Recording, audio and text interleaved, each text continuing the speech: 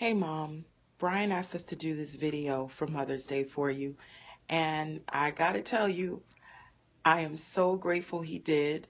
He is such a technologist. But you know, Mom, when I think about him, I think about you immediately because from the time we were small, you invested in us.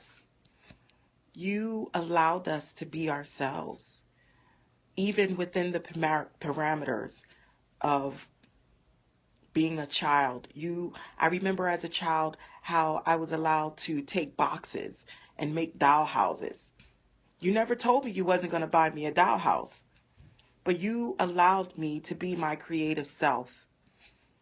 And you inspired all of us to be our best, to do our best. But not only that, you trained us in the way that we should go.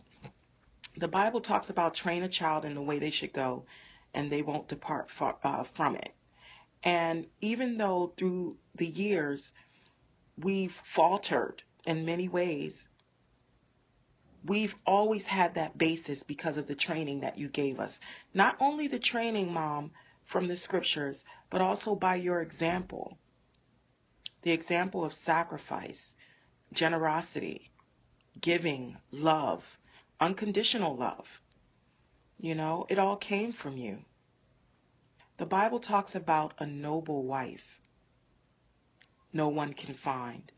But in that passage in Proverbs 31, it talks about all the things that this wife has done to the point where it's her doing the work, but her husband is the one that gets the praise at the city gate.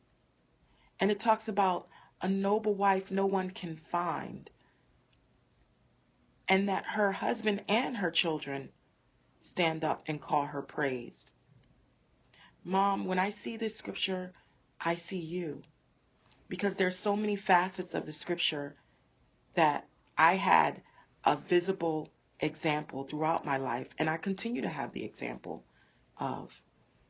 So during this Mother's Day, Mom, I want you to have a great Mother's Day, but I also want you to know that your life has been eternalized through us. We've been taught to do what is right, despite what we feel. You've shown us that too. And with this, Mom, happy Mother's Day.